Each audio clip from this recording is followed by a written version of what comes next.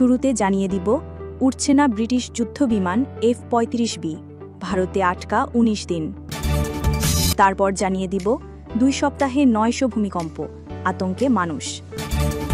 এখন জানিয়ে দিব, এবার বাংকার বাস্টার ক্ষেপণাস্ত্র বানাচ্ছে ভারত।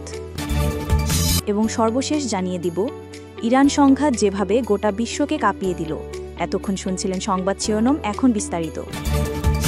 উড়ছে না ব্রিটিশ যুদ্ধবিমান F-35B, ভারতে আটকা ১৯ দিন। কেরালার তিরুবনন্তপুরম আন্তর্জাতিক বিমানবন্দরে জরুরি অবতরণের ১৯ দিন পরও ব্রিটিশ রয়্যাল নেভির অত্যাধুনিক F-35B স্টেলথ যুদ্ধবিমানটি মাটিতে পড়ে আছে। বারবার চেষ্টা করেও মেরামত সম্ভব না হওয়ায় যুক্তরাজ্য এখন বিমানটিকে একটি C-17 গ্লোবমাস্টার কার্গো বিমানে করে সরিয়ে নেওয়ার কথা ভাবছে, যা এই ধরনের একটি যুদ্ধবিমানের জন্য খুবই বিরল ঘটনা। খবর NDTV। লকহিড মার্টিন নির্মিত পঞ্চম প্রজন্মের F-35B স্বল্প দূরত্বে উড্ডয়ন ও উল্লম্ব অবতরণের জন্য পরিচিত।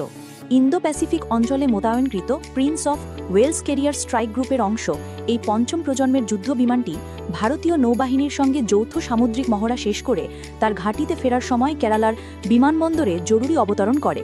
ব্রিটিশ হাইকমিশন গত সপ্তাহে বিবৃতিতে জানিয়েছে, প্রতিকূল আবহাওয়ার কারণে বিমানটি নিরাপদে এয়ারক্রাফট ক্যারিয়ারে ফিরতে পারেনি, যার ফলে গত ১৫ জুন তিরুবনন্তপুরমে বিমানটি অবতরণ করান পাইলট। তবে অবতরণের পর বিমানটিতে যান্ত্রিক ত্রুটি দেখা দেয়, যার কারণে এটি এখন উড়তে অক্ষম। সূত্র নিশ্চিত করেছে, প্রাথমিক মূল্যায়ন করা হলেও বিমানটির সমস্যা সমাধানের পরবর্তী প্রচেষ্টা ব্যর্থ হয়। এরপর যুক্তরাজ্য থেকে বিশেষ প্রকৌশলীদের একটি দল উন্নত মেরামত সরঞ্জাম নিয়ে ভারতে আসে। সূত্রমতে, বিমানবন্দর কর্তৃপক্ষ ভারতীয় বিমানবাহিনীর IAF এর সঙ্গে সমন্বয় করে বিমানটিকে এয়ারফিল্ডে একটি রক্ষণাবেক্ষণ, মেরামত ও ওভারহল হ্যাঙ্গারে সরানোর প্রস্তুতি নিচ্ছেন। হাই কমিশন বলছে, বিমানটি মেরামতের সময়সীমা সম্পর্কে কোনো পূর্বাভাস দেওয়া সম্ভব নয়। ভারতীয় বিমানবাহিনীর সূত্রগুলো নিশ্চিত করেছে, বিমানটি অবতরণের পরের দিন রয়্যাল নেভির একটি AW101 মেরলিন হেলিকপ্টার পাইলটকে HMS প্রিন্স অফ ওয়েলসে ফিরিয়ে নিয়ে যায়। তবে যুদ্ধবিমানটি তখন থেকে একটানা ভারতীয় কর্তৃপক্ষের পাহারায় রয়েছে। রয়্যাল নেভির অনুরোধে লজিস্টিক সহায়তা প্রদান করা হয়েছে। তবে বিশ্বের অন্যতম ব্যয়বহুল এ যুদ্ধবিমানটি কখন আবার আকাশে উড়তে পারবে তা এখনও অনিশ্চিত। ২ সপ্তাহে ৯০০ ভূমিকম্প, আতঙ্কে মানুষ। জাপানের দক্ষিণাঞ্চলের প্রত্যন্ত ও জনবিরল তোকারা দ্বীপপুঞ্জে গত ২ সপ্তাহে ৯০০রও বেশি ভূমিকম্প অনুভূত হয়েছে। ধারাবাহিক এই ভূকম্পন পুরো দ্বীপপুঞ্জ জুড়ে চরম উদ্বেগ ও আতঙ্কের সৃষ্টি করেছে।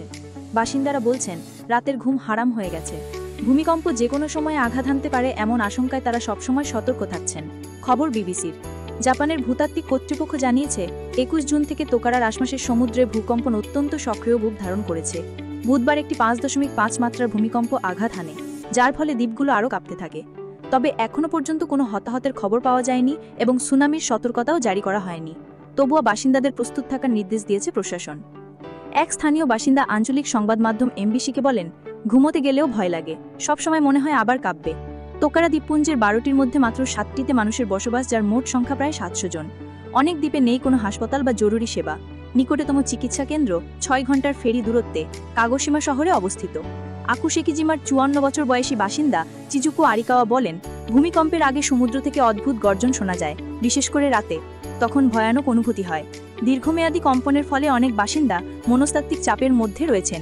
স্থানীয় বাসিন্দা সমিতির প্রধান ইসামু সাকামতো জানান, ভূমিকম্প নিচ থেকে হঠাৎ করে ধাক্কা দিয়ে শুরু হয়, তারপর পুরো বাড়ি দুলতে থাকে। এখন এমন পর্যায়ে পৌঁছেছে যে মনে হয় মাটি কাঁপছে, এমনকি যখন তা কাঁপছে না। ভূমিকম্পের কারণে কিছু গেস্ট হাউস পর্যটক গ্রহণ বন্ধ করে দিয়েছে, কারণ সেগুলোকে আশ্রয়কেন্দ্র হিসেবে প্রস্তুত রাখা হতে পারে বলে জানিয়েছে তোশিমা ভিলেজ কর্তৃপক্ষ। স্থানীয় প্রশাসন সাংবাদিকদের অতিরিক্ত প্রশ্ন না করতে অনুরোধ জানিয়েছে। জাপান সরকার এই সপ্তাহেই জনসুরক্ষা নিশ্চিত করতে নতুন বাঁধ নির্মাণ, উঁচু আশ্রয়কেন্দ্র তৈরি ও জরুরি অবকাঠামো উন্নয়নের পরিকল্পনা প্রকাশ করেছে। তবে সরকার সতর্ক করে বলেছে, বর্তমান প্রস্তুতি অপর্যাপ্ত এবং বড় ভূমিকম্পের ঝুঁকি মোকাবিলায় আরও অনেক কিছু করার প্রয়োজন রয়েছে। TBU-57 মতোই শক্তিশালী হবে বলে দাবি করা হয়েছে।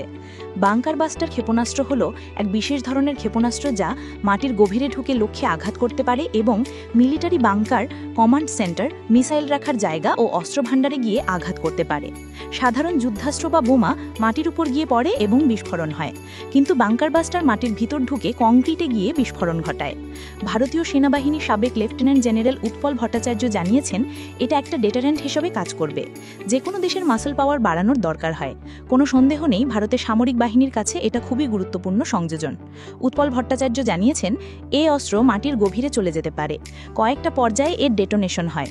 প্রথমে ওপরে হয়, তারপর ভেতরে ঢুকে বারবার তা বিস্ফোরণ ঘটাতে পারে। এটা নির্দিষ্ট একটি কোণে রাখতে পারলে টার্গেটের সবচেয়ে ভয়ঙ্কর আঘাত করতে পারে। তাই এই অ্যাঙ্গেল বা কোণটা খুবই জরুরি। তিনি জানিয়েছেন, এখন মার্কিন বাংকার বাস্টার দেখার পর ভারতের এই প্রয়াস নিয়ে আলোচনা হচ্ছে। তবে ভারত আগেই এই অস্ত্র বানাবার প্রক্রিয়া শুরু করেছে। আধুনিক যুদ্ধে এই বাংকার বাস্টার খুব জরুরি বলে মানা হয়, কারণ অন্য দেশের কমান্ডো কন্ট্রোল কেন্দ্রগুলো এখন মাটির নিচে থাকে। অস্ত্র, জ্বালানি, রাসায়নিক ও জৈব অস্ত্রও মাটির তলায় রাখা হয়। সেগুলোতে আঘাত করতে চাইলে বাংকার বাস্টার দরকার হয়। সেখানেই এর গুরুত্ব।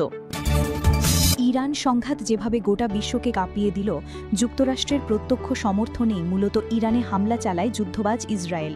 তবে পরের দিকে এই আগ্রাসন প্রবল প্রতিরোধের মুখে পড়ে এবং শেষ পর্যন্ত আন্তর্জাতিক কূটনীতির মাধ্যমে একটি যুদ্ধবিরতিতে পৌঁছায়।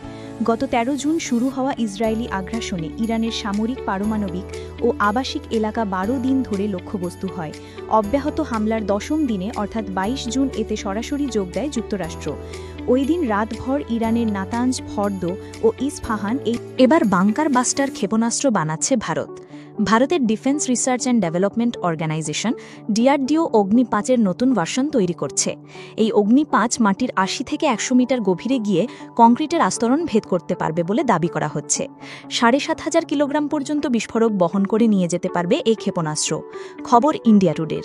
এই ক্ষেপণাস্ত্রের ২টি ভার্সন থাকবে।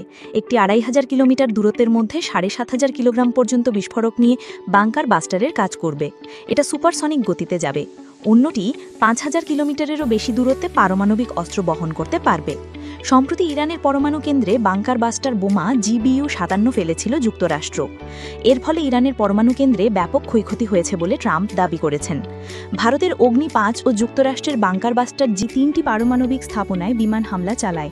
এর জবাবে ইরানের ইসলামিক বিপ্লবী গার্ড বাহিনীর aerospace force operation true promise 3 এর অংশ হিসেবে ২২ দফার পাল্টা অভিযানে প্রায় ৪৫০ ক্ষেপণাস্ত্র হামলায় ইসরায়েল অধিকৃত অঞ্চলে বড় ধরনের ক্ষতি ঘটায়।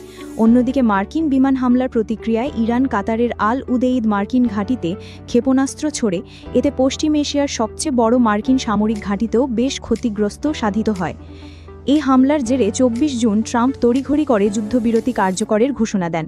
ইরানে যুক্তরাষ্ট্র ও ইসরায়েলের যৌথ আগ্রাসনের বহুমাত্রিকতা বিশ্লেষণে রুশ একাডেমি অফ সায়েন্সেসের ইনস্টিটিউট অফ ওরিয়েন্টাল স্টাডিজের গবেষক লানা রাওয়ান্দি ফাদাই বার্তা সংস্থা মেহেরের সঙ্গে বিস্তারিত কথা বলেছেন। তার কাছে ইসরায়েল কেন ইরানে হামলা চালালো বলে মনে করেন এমন প্রশ্ন করা হলে তিনি বলেন, এটি নৈতিকতা, আন্তর্জাতিক আইন ও কূটনীতির সম্পূর্ণ অবজ্ঞা।